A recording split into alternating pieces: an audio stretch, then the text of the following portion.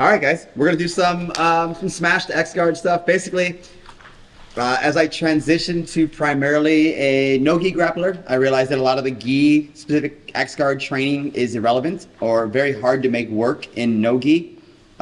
Meaning anytime Renee is standing over me and I'm playing an X guard that is against a standing opponent, it's really hard to ground him unless I'm playing leg attacks, right? But my attacks on getting to his back, through this whole thing is really complicated in no-gi. It can be made to work, no problem for sure, but I find it to be much less effective. I saw my success with X-Guard really increase when it was down at a very, very low smashed level, right? And so almost like a deep half guard. The difference is if I'm playing deep half guard, hold on a second.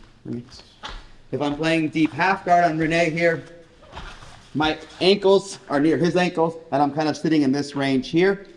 This is, again, really good in the gi, so I can grab a hold of fabric and do these little, simple sweeps from here. But the climb to a crab ride or like a bolo style back take from here, I find challenging because I'm already at a losing battle with the leg, okay? And so what I'm gonna do today is talk more about when we are in like a true X-guard range, and I'll bring both knees to the mat, when we're playing in this range here.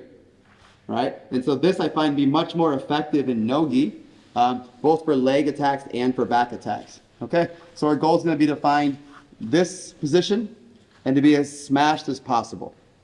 Make sense? Good. So I'm going to give you my favorite entry. It's also my favorite guard recovery. I've taught it briefly at a few camps, but never really dove into it. And so I would say if you are struggling later on in the class, take away this first guard recovery. It's one I use all the time, right? And it kind of breaks a lot of the rules for guard recovery, but it works for me. Okay? So if Renee's passing my guard, let's come right here. So traditionally we're looking at, just go like a ground level. Yeah, a guard pass from here. Traditionally, as he goes to pin me, I'm gonna turn my hips towards him and go bottom knee in. What I find is oftentimes he hip drifts over this knee right away, and it's really hard to get my inside leg across the body. Everyone follow? So if we switch this, so go back to a guard pass, and immediately I turn away from him. I'm showing him my back, but I'm gonna keep a frame on his hip, all right? And so what that allows me to do is keep the back exposure controlled, where if I have this arm in front, this is really dumb, all right? My back's taken immediately. But if I can keep this arm posted on his hip and keep my hip between his legs, it's a pretty good framework from here, okay? So all we're gonna do first is have training partner do a low level guard pass. I block the hip and turn, keep him here. I want you to move to a cross face and pin my shoulders. All right, I'm just framing here, just keep advancing. Just like this, but a stiff arm post, nice and strong here. Every time he moves towards my head, I'm just moving my hips back between his legs. Make sense? Let's start there. Any questions? Sweet, let's do it. Ready? So that's my class. So, right? We're looking to buy ourselves some time here, right? We're not trying to just hang out here and test this for a minute, right? The reality is, if top opponent or top grappler elevates to beat that frame, we pull our leg back across, we recover our guard, right? So if this happens and Renee elevates here to beat this frame, no problem, right? Most guys want to stay down to keep that space closed off, right? Here's what matters. If my legs, let's turn this way. If my hips are outside of Renee's leg, I cannot put my hook in, okay? I have to be seated between his legs. This usually happens right on the guard pass. It's not impossible once he goes cross face and hunkers down. It's not impossible to push him to here. But I have a lot more success when I know the pass is happening. I frame, turn away, and then catch the hook. Okay? Keep the hook and turn this way. Now this is no flexibility and no knee injury if my hips are turned and my hips are between his legs. Okay? If I'm flat on my back and I'm outside, then my knee gets pretty tweaked. Okay? I need to have more hip flexibility for that to work. But it's not smart anyway. So wait, because as he pressures forward into me, so without coming off your heels, pressure forward. So keep your heels to your butt, now pressure forward. Very difficult, right? He has to come off his heels to pressure forward to go to a cross face from here. So as he pressures forward to come to the cross face, that's when I find my hook. Okay? Now, depending on his size, I may have to elevate him through this hook. All right? My size compared to his size. Or I can just keep my frame in and put a butterfly in from the bottom.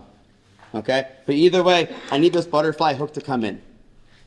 So, the first part, we framed, turned our back away. Top player drives into us. My hook comes in. I can give a little elevation by just pulling up and go butterfly. Or I can just move myself and butterfly comes in. All right? But once we have this empty half guard and our butterfly hook, I'm going to pinch my knees together and then pull my heels to my butt. Okay? After this frame can relax. Okay? So if Renee goes heavy cross face, all we're going to do is have top player clear their leg. Okay? So there you go. Let's clear your leg. And I'm just surfing along with him. And I want you guys to do this to failure. Okay? Meaning I genuinely want top person to escape. Yeah? I don't care how they do it. Ready? Go. Yeah? So, find your position. Frame on the hip. Hips away. Empty half guard. Hook comes in. I can elevate a little bit to put the butterfly hook in, or I can just shrimp away. Butterfly hook comes in. Hamstring curl. Maintain that. See what it feels like. You might find a sweep. You might find a guard recovery. You might just chill there for a minute. But your goal is to be really annoying to the top person. Any questions? What if you fight you again try to move the fifth hand? Yeah. So, if we're here, one is I'm not here very long, right? And so it literally is like, a faster guard pass? It's that. Okay. Right? So once I have this, I'm going to relax because I'm going to keep him here. As he goes to aggressively pull this hand away, right? It's okay. The foot comes in. Once I have this hook, it's not a permanent fix, but it buys me enough time where my hands now, a lot of times my attacks will be arm locks from here. So I want him to get rid of this anyway. I'll go overhook on this arm and then play arm locks on the inside. So the stiff arm only matters long enough to keep me in between his legs for that brief moment, right? Once I have that empty half guard hook in, then the arms aren't super important. Does that make sense? Yeah? Cool. Let's try that. Ready? Let's briefly go through just how to complete this guard recovery. Most of us found that elevation is one of the ways to beat this, right? But elevation also gives you a guard recovery. And that's kind of what I'm looking for. Ideally, I would turn this straight into an attack. But if I can just make it into a guard recovery, that's still pretty good too, right? And so if I want to make this a guard recovery, all I'm doing is, when it passes, I catch that away, run away from him, hip comes in, butterfly hook comes in. I'm going to elevate, or he elevates himself. Okay? And so as he drives forward into me, tries to clear his leg, for me, usually it's butterfly guard. All right? The issue becomes, I have to elevate with my butterfly and then completely limp my inside leg. This is hard for us to do, right? Most people want to be active with both legs. And so figuring out how I can rotate my body, relax my right leg, and contract my left leg is a lot of things happening all at once, right? So change your levels again. So once I'm here, the second I feel like he's going to elevate on me, right, I just lift and pull it through. Make sense? So if I hug him here, but now he has to elevate his hips to pass the guard. That's even better. Yeah? If he gives me chest separation, so posture up, even better. All right? But usually, I want to control his upper body so I can attack arm locks. And so the second he tries to give me a cross face to beat this, I hug into him, and now we're just playing this game. And I usually, being the smaller guy, I'll wait here. And I'll wait for him to start to elevate the pass. And I have my recovery.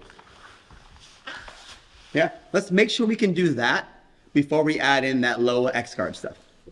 Cool? Let's do it. Ready? All right, how do we feel? Does that feel okay?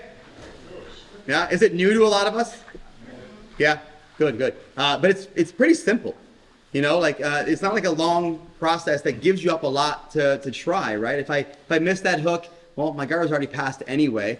Let's go back to like our standard guard recoveries. But for me, it's pretty pretty effective. It's pretty annoying. I'll do it in almost every roll. I like this so much that if I want to attack overhook stuff from my guard and you're not giving me an overhook, I'll let you pass my guard, get the overhook, recover with this, and then submit you with the whoa, with the overhook. I'm dying.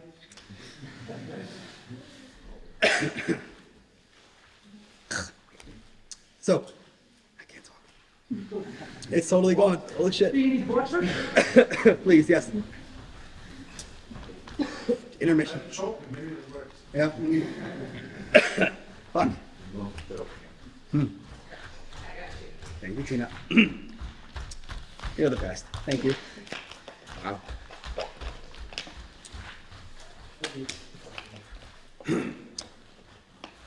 Okay. Is it there? Okay. So, most of you guys saw the X guard connection, right? What I want to try to avoid is giving up space for ease of access. Okay? And so, if I do this to Renee, I'll have my hook in. Yeah. And I'm struggling to find X guard from here. And Renee helps me by just standing up to your feet. That's not super realistic, right? And maybe it is. Maybe we actually have that happen in a feed, but for the sake of the drill today, let's try to make it a little bit more challenging to find our X guard, a little more realistic, right? Top player's gonna be a little bit more hunkered down. It should be challenging for me to manipulate the legs, just like on that last recovery, right? If Renee was too nice to me and I pull my leg across, that's not super helpful for the guard recovery. It should be me trying to figure out how to move in a very tight space. This is where that smashed X kind of theory comes from. Make sense? So, we have our empty half guard, we have our hook, we have a frame on the hip. This time, I want to enter into X guard. So I have my frame on my hip. The secondary arm, I want to have my hand flat on my chest. Okay? We always like to put our hand on top of people like this, but if I have a frame on Renee like this and he gives me pressure, it's super hard to swim this arm underneath. Where I have a very similar framing by putting my palm to my chest, now I can get my hand inside. Okay? And this is what I'm looking for. So now, as I go to start making my move, everything's gonna go underneath Renee. So my right hand, my post, is gonna swim underneath. And we're nice and tight here. Okay? So Renee had to elevate a little bit, but not a lot. It was mostly me moving underneath him. I switched my arm to a long arm, short arm, meaning I have the short arm is going to be elbow to my hip. The long arm is going to be reaching around and grabbing it in a gable grip. And now we have a much tighter hip control X guard. Okay? So if Renee elevates to a stand up from here, all right, I'm pretty much glued to him. As to where if I slide this down and stand up out to here, then his escapes become much higher. Right? My access to his back now is really challenging, and I'm going to have to switch to a sweep or a leg attempt. Make sense? So, Renee is passing, I'm framing, empty half guard comes in, butterfly hook comes in, hand to chest, frame comes underneath, right here. Everybody got it? I'm sorry? From behind? Yeah, yeah. What's behind? What's this? You tell me. This is good? I mean, you can move too. So, he passes, I frame, I post, Find it. Hook comes in. Hand to chest. Right here. You just wanted to see my butt. All right. Everybody got it? Let's do it. Ready? Okay, good. So what our upper body does determines if I'm going to have a guard recovery, right, like your group, or if I'm going to go to a smashed X guard, or if I immediately go out the back door, kind of kiss the dragon style, okay? The challenge becomes I have to be able to do a fairly strong inversion, okay? If I commit to our last position, then I'm probably going to have to wrestle up or use it for a sweep, okay? And so I'm going to change how we enter the X guard this time by having more of a hip elevation. And I would like for us to, have our hook come in, our butterfly. This time, I'm going to elevate and end up in a shoulder stand here, okay? Because now I'm able to roll over my shoulder and I'll finish in a leg drag. Yeah? So,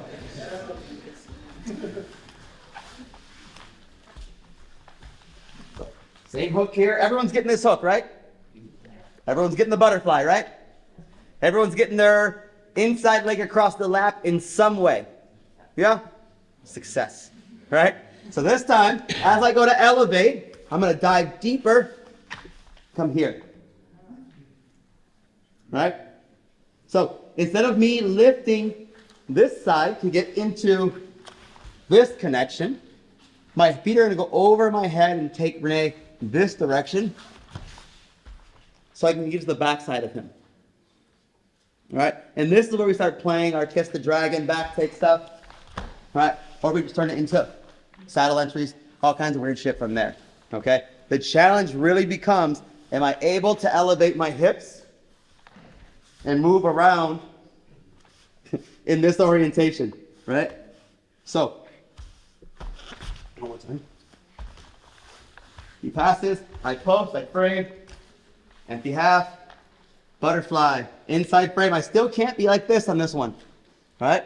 I still can't be like this. This is not stronger than this, all right? It feels funny, but use the back of your hand or use your elbow, all right? I'll often be really mean, and I'll put the elbow point in his chest, and then it's not me being mean. It's if he wants to pressure into me, he can pressure into that point of the elbow. That's fine. But it buys me a little bit of space as a smaller guy, right? As I'm ready for it, I'm going to dive underneath here. Right? Once we're here, we're getting short on time. Once we're here, this is an intermediate level class, start playing with options from here.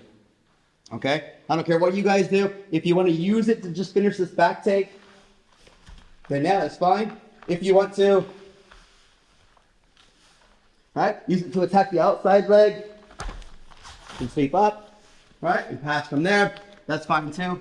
Get creative, right? See where this can take you and have the ability to just kind of learn on your own.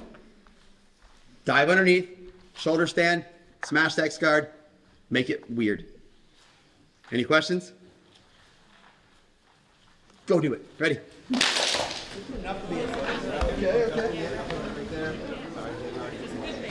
But I'm not trying to like drive it into him. Yeah. I'm trying to make it so he rubs the bone into his chest. Okay, so with all of our more advanced techniques, the uke's job becomes more and more difficult, right? And so if I find that Renee stands up to his feet, it's partially my fault, so I encouraged him to stand with my technique, but partially his fault for doing the wrong feed, okay? And so we have to really isolate what we're doing, so everything becomes like circumstantial, right? Like this happens because of this exact scenario. Typically what I find, the inversion is helped by my opponent's he doesn't want to elevate, right? He wants to stay low at his base. So what I'm trying to do is start my elevation, my inversion, by getting Renee heavy on his outside leg, Okay, so right now I'm pretty centered on my legs. I have, my 32 kilos here, 32 kilos here, down the middle. My job is to push this person to one side, and now this leg weighs less. Makes sense, right? So as I do this, if I want to elevate and move underneath Renee's right leg, I have to get him heavy on his left leg. So if I move everything under his left leg, he's equally heavy on top of me. And this is what a lot of us are doing. And so as we go to start this inversion, we're out here and we're pushing the person. And we're finding it, but in a much more difficult way. Okay? So if I go back and I move Renee in a way that he gets heavy onto his left leg, now it's much easier. Right? Now I have the space I need. So instead of just going flat back and pulling him on top of us, I'm going to drag him or drag my leg across and push everything towards this way. So once I have this loose, quick move. There. All right, now it's a much easier transition. Okay, and now all of our entries happen off of this because he's loaded on his leg. The other benefit is if his weight is on his left leg post, it's really difficult for him to move his left leg. Okay, so if you have heavy load on one leg, it's hard to move it again. Okay, so I've got to get him leaning that direction. So you pass this, I frame, butterfly comes in, all right? He drives forward into me. Here, okay? So now I can break him down to this hip if I want. And then now we start making our back roll for our sweep and our guard pass, okay? Our goal is going to be to do this as slow as possible. Okay, we talked about this in my functional movement class yesterday or 2 days ago. If you can't do it slow, you should never try to do it fast, right? Speed is not going to help you. So, one more time. I'm playing, he's passing, he's spraying, right away catching the hook. I can elevate, get the butterfly in, now I'm chilling here for a second. As he comes forward, and get him up onto this left leg. Here, my hand's going to grab his shoelaces. I'm going to pull in. All right, now we're basically like in a bolo position, or very similar, and we can continue to play crab ride game from here. But for now, just do a backward roll. All right, and settle up on top from there. Let's change our angles.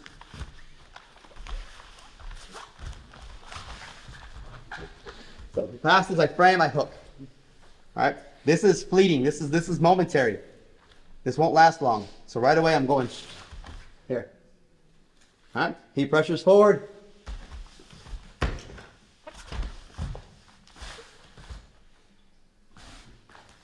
Finishing on top. Make sense? Too easy, right? Beginners. Let's do it. Ready?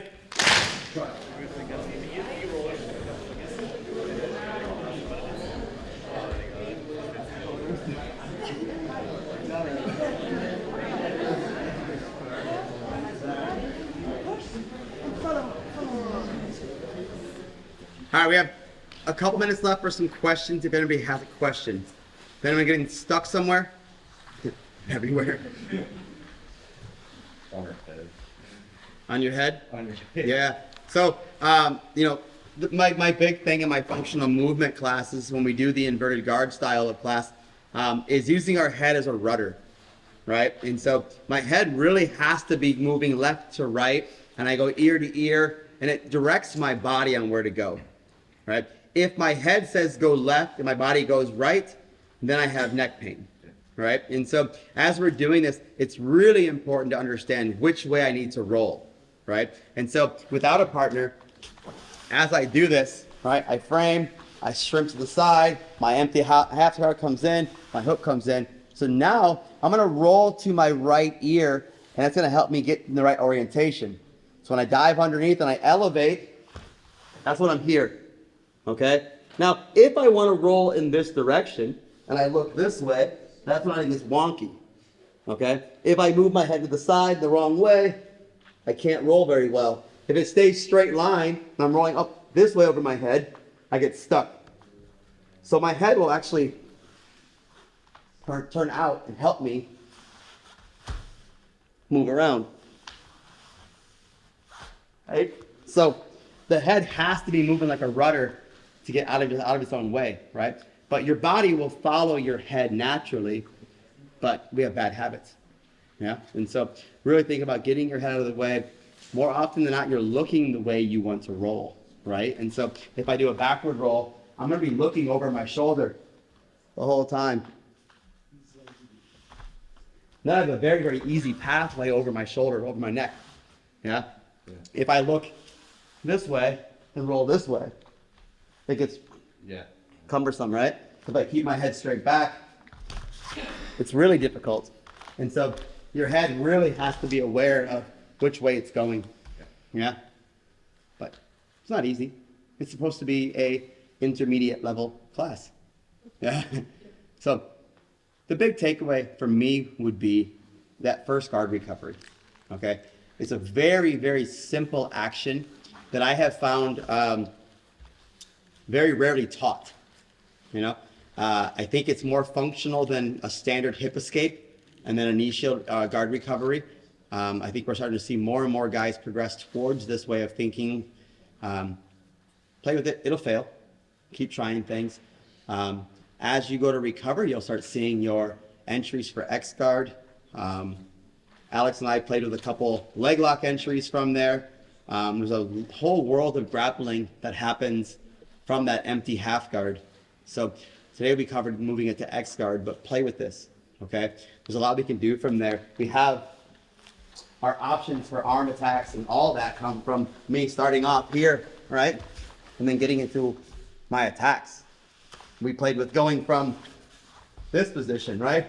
And then moving out here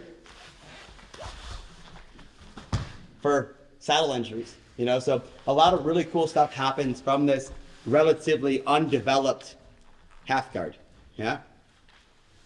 Anything else? What time is it? What time is it, Kevin? 4 minutes. I have 4 minutes? 4 minutes. Yes. Fuck. Yeah. Perfect. Now we're going to test it all the way to failure again, okay? Play with the whole thing.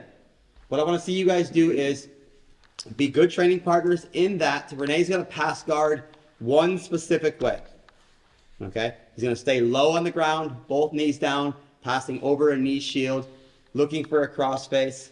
My job is to find that empty half guard, put the butterfly in, and play with it from there.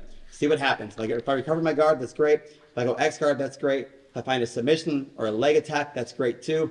If he clears his leg, that's fine. Just reset. Does that make sense? Find somebody, find a new partner if you want. You got 3 minutes to work it. Maximum intensity, right? Top person, your job is to make it fail. Go, ready?